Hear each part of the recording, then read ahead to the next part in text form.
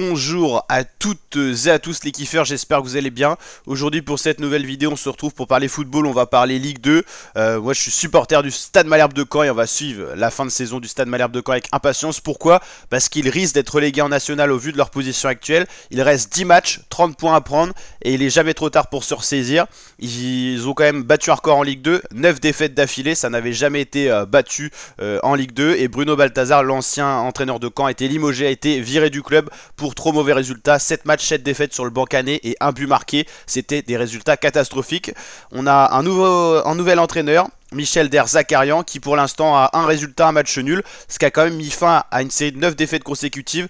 Donc on peut espérer peut-être quelque chose, un point de prix, c'est mieux que rien quand on en cumule 16 au bout de 24 rencontres. C'est vraiment qu'il y a eu un problème cette saison. Et il y a un match très important face au barragiste Clermont Foot qui descend de Ligue 1, rendez-vous compte. Et Clermont qui lutte pour ne pas être relégué en national. Il pourrait perdre 2 ligues en 2 ans, ce qui ferait beaucoup. Passer de Ligue 1 en national en 2 ans, ça serait un record. En tout cas ils ont fait Ligue 1, Ligue 2, ça c'est assuré. Ils sont en Ligue 2, mais est-ce qu'ils vont descendre en national? En tout cas, Caen pourrait venir les enfoncer ce soir. Mais Caen n'est pas une équipe en confiance non plus. Il y a quand même pas mal de points qui séparent ces deux équipes. 9 points. Si Caen gagne, ça pourrait les mettre à 6 points. En cas de match nul, ça resterait à 9 points. Et en cas de victoire de Clermont, ça pourrait mettre 12 points. Et donc vraiment quasiment une protection assurée. En tout cas pour éviter le retour de Caen. 12 points en 9 matchs après qu'il resterait, ça serait très compliqué. Donc Caen doit impérativement gagner ce soir. C'est plus eux qui doivent prouver que Clermont.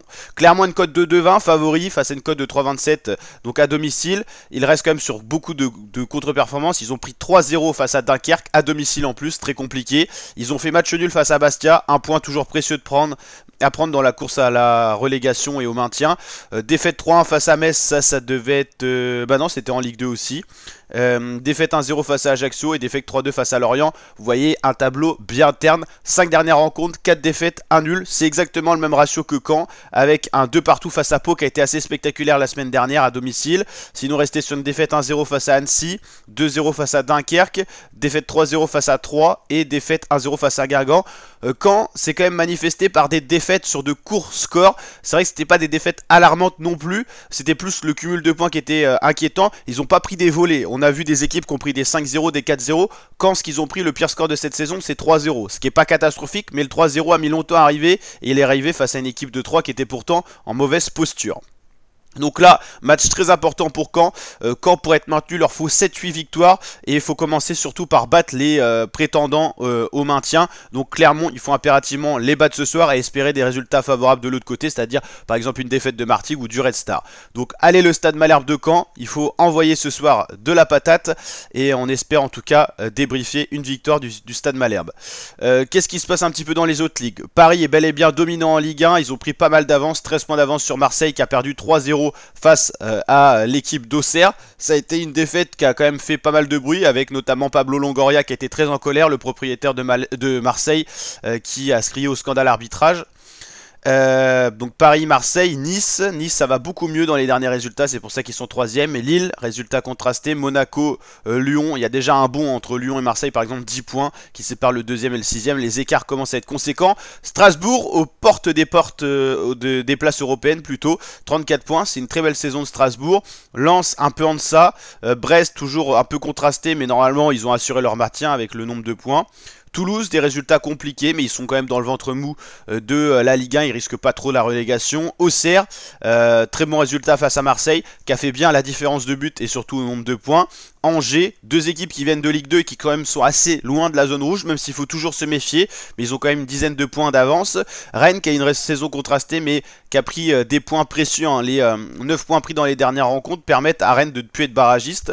Nantes et Reims, résultat très compliqué, attention, ils virent dans la zone rouge, hein. À partir de Nantes, ça commence à être chaud. Nantes, Reims, Saint-Etienne, Le Havre, Montpellier, c'est la zone catastrophique. Montpellier, 15 points, c'est l'équivalent du Stade Malherbe de Caen en Ligue 2, c'est les bons derniers, mais on va dire que la passerelle est moins longue. Ils sont séparés de 4 points de Saint-Etienne. On va dire qu'en Ligue 1, il y a un fossé entre 4 équipes et le reste du championnat. C'est-à-dire que Voilà, Reims, ça reste très compliqué, 22 points, ils ont quand même 3 points au-dessus de la zone barragiste, c'est déjà ça. Saint-Etienne, c'est compliqué, ils viennent de Ligue 2, ils étaient barragistes l'an dernier, ils sont montés, mais on sent qu'ils n'ont pas forcément le niveau encore Ligue 1.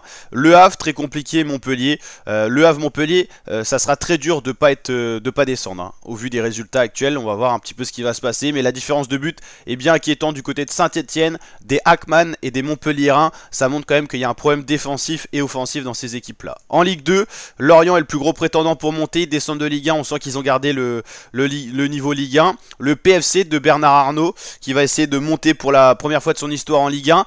Dunkerque, ils jouent très bien, ils sont en demi-finale de la Coupe de France, ça envoie. Metz qui descend également de Ligue 1, qui a gardé le niveau. On va dire qu'il y a 4 gros prétendants à la victoire du championnat. Lorient, PFC, USL Dunkerque, Metz.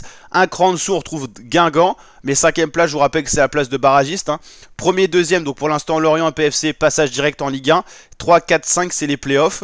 Annecy qui est encore dans la course aux playoffs, tout comme Laval, Grenoble, Bastia. À partir de Pau, ça devient quasiment compliqué et impossible pour les playoffs. Ajaccio, Amiens, résultat beaucoup plus compliqué. Rodez, 3, Red Star, Clermont, FC Martigues, Caen. On va dire que là, la zone rouge s'est bien creusée, mais tout reste possible en 10 rencontres, même si c'est quasiment mission impossible pour le Stade Malherbe de Caen pour se maintenir en Ligue 2. Eux qui espéraient la Ligue 1. 5ème budget de Ligue 2, c'est quand même catastrophique. Le FC de Martigues qui est monté cette année en Ligue 2, c'était compliqué de s'imposer en Ligue 2. Clermont, la bascule Ligue 1, Ligue 2 a été catastrophique. Se retrouver 16ème de Ligue 2 quand on descend de Ligue 1, c'est pas normal. Les Red Stars qui viennent de National, qui ont su grappiller quelques points précieux les permettant de sortir de cette zone rouge. Ils sont quand même à 1 point de la zone rouge, c'est pas rien. 3 Rodez ont toujours chaud aux fesses par rapport à leur cumul de points. On va dire qu'à partir d'Amiens, 30 points, ça commence à être une zone un peu plus favorable. 5 points de la zone rouge. On peut dire que s'ils prennent encore quelques points, ça devrait assurer le maintien du côté d'Amiens ou Ajaccio, qui ont eu chaud cette saison. Ajaccio qui a longtemps été dans les places relégables et qui a su prendre une bouffée d'air. Et les 12 points pris dans les 4 derniers matchs ont fait énormément de bien à cette équipe corse qui devrait se maintenir en Ligue 2. Donc voilà, il y a eu des grosses remontadas, hein. Ajaccio, si vous regardez le classement d'il y a 2-3 mois, ils n'étaient pas du tout à cette posture-là. Ils ont su se ressortir. On peut dire que un passage de 4 victoires, par exemple 12 points, même pour les Malherbistes, par exemple, imaginons 4 victoires, 12 points, ça les mettrait à 28 points. Ils pourraient espérer sortir de cette zone rouge, étant donné que les derniers prennent très peu de points. Mais bon, voilà, on verra ce qui va se passer. Il reste 10 matchs, il y a encore beaucoup de choses qui peuvent se passer. Nancy est bel et bien dominant en national. Il rêve de retrouver le niveau Ligue 2. Boulogne-sur-Mer, Nancy, il y aura un match très important. Le Mans, Orléans, ça joue bien, Valenciennes aussi. Et puis dans les équipes plus en difficulté, Nîmes, hein. C'est triste de voir cette équipe aussi bas. Nîmes, Châteauroux, Quevilly qui vient de Ligue 2 et qui va peut-être descendre en N2. C'est catastrophique, hein. Nîmes, Châteauroux, Quevilly, c'est quand même des clubs qui méritent d'être plus haut dans les championnats français et qui vont peut-être descendre en National 2. Et là on sait comment c'est dur de descendre en National 2. Donc voilà l'équipe, n'hésitez pas à liker la vidéo si elle vous a plu, vous abonner, partager. Je vous dis à très bientôt pour de nouvelles vidéos. Ciao les fratés.